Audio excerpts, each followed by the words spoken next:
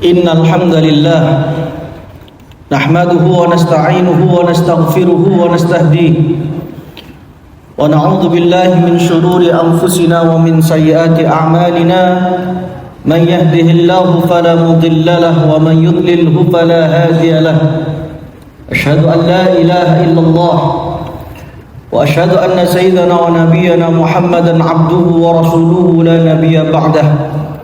Allahumma salli wa sallim wa karrim wa majjid wa barik ala sayyidina Muhammadin wa ala alihi wa sahbihi ajma'in, amma ba'd. Ya ayyuhalladzina amanu taqullaha haqqa tuqatih wa la tamutunna illa wa antum muslimun. Ma'asyiral muslimin, jamaah salat Jumat Masjid Baitur Rahman yang dirahmati oleh Allah, marilah waktu yang mulia ini kita gunakan sebaik mungkin meningkatkan kualitas takwa kita ke hadirat Allah Subhanahu wa taala. Kita pegang teguh keimanan kita dan jangan sampai kita meninggal dunia di luar kalimat la ilaha illallah Muhammadur Rasulullah. Hadirin yang saya muliakan, khutbah Jumat siang hari ini berjudul menurut kita mustahil bagi Allah kecil. Rasulullah SAW pernah berkisah, yang kisah ini diabadikan dalam kitab Sahih Al-Bukhari. Rasulullah berkisah, dulu umat sebelum kalian ada 3 orang yang sedang melaksanakan perjalanan. Ketika malam hari mereka harus masuk ke dalam gua karena untuk beristirahat. Namun tiba-tiba Allah takdirkan gunung yang berada di atas gua tersebut menjatuhkan batu-batunya, dan ternyata ada batu besar yang menutup mulut gua tersebut. 3 orang tadi kebingungan dan tidak bisa keluar dari gua. Mereka kemudian mengatakan, mari kita sama-sama berdoa kepada Allah Subhanahu wa taala dengan amal soleh yang kita lakukan dengan penuh keikhlasan. Orang pertama mengandalkan birrul walidain, kebaikan-kebaikannya kepada kedua orang tuanya yang dia lakukan selama ini. Orang kedua mengandalkan dia pernah menghindari kemaksiatan, padahal dia bisa melakukan zina itu, namun dia tinggalkan itu karena Allah Subhanahu wa taala. Orang yang ketiga, dia tidak pernah menzalimi karyawan-karyawannya. Dia berikan hak-hak gaji-gaji karyawannya dengan penuh rapi dan adil.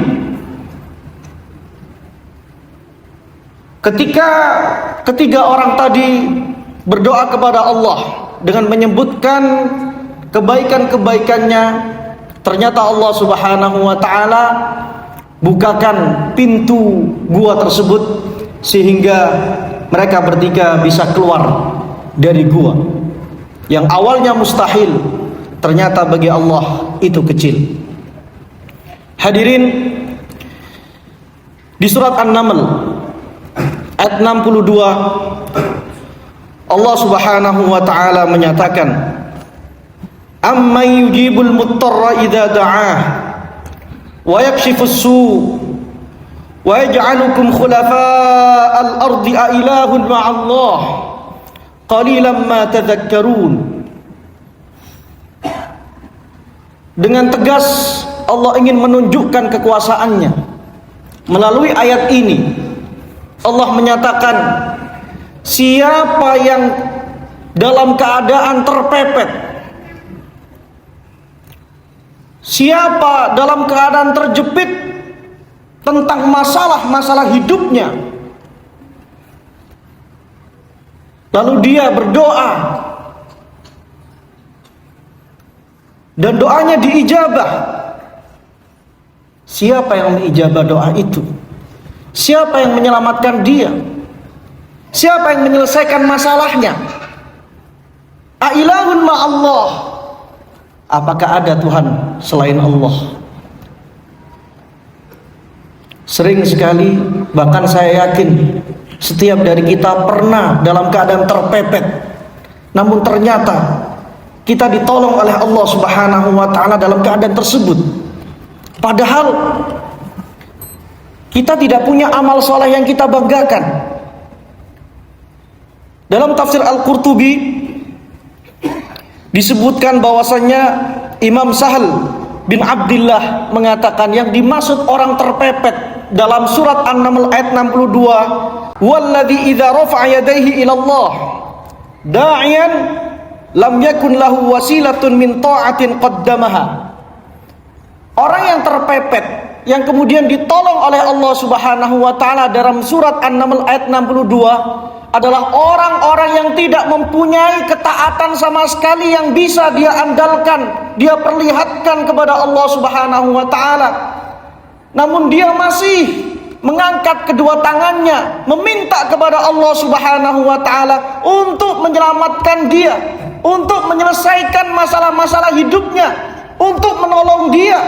Dan ternyata Allah memberikan garansi, Allah memberikan jaminan kepastian bahwasanya Allah lah yang menolong kita di setiap keadaan-keadaan kita yang tidak mengenakan bagi kita. Itu bagi orang-orang yang tidak mempunyai kebaikan-kebaikan dan ketaatan-ketaatan kepada Allah Subhanahu wa ta'ala. Lalu bagaimana apabila kita mempunyai satu amal ibadah yang pernah kita lakukan dengan penuh keikhlasan kepada Allah Subhanahu wa ta'ala? Tentu amal ibadah ini yang bisa kita persembahkan kepada Allah Subhanahu wa ta'ala agar Allah bisa menolong kita dalam keadaan-keadaan yang terpepet dan terjepit tadi. Hadirin yang saya muliakan, ma wadda'aka rabbuka wa ma qala. Selama-lamanya Tuhan kita Allah Subhanahu wa ta'ala tidak pernah meninggalkan kita. Justru kitalah yang sering menjauh dari Allah Subhanahu wa ta'ala. Ketika kita punya masalah, ketika kita punya ujian, cobaan hidup, justru itulah sebagai wasilah perantara kita untuk kembali ke pelukan Allah Subhanahu wa ta'ala, untuk kembali membasahi wajah kita dengan air wudhu yang selamanya sangat memberikan pencerahan untuk wajah kita. Sudah waktunya kita kembali sujud, dan kita lamakan sujud kita meminta kepada Allah Subhanahu wa ta'ala. Karena bisa jadi satu-satunya yang bisa memberikan pertolongan kepada kita dalam keadaan kepepet tadi hanyalah Allah Subhanahu wa ta'ala. Siapa yang bisa kita andalkan? Saudara? Belum tentu. Tetangga? Belum pasti. Teman? Terkadang pura-pura tidak tahu keadaan kita, namun Allah Subhanahu wa ta'ala pasti mengerti tentang keadaan kita.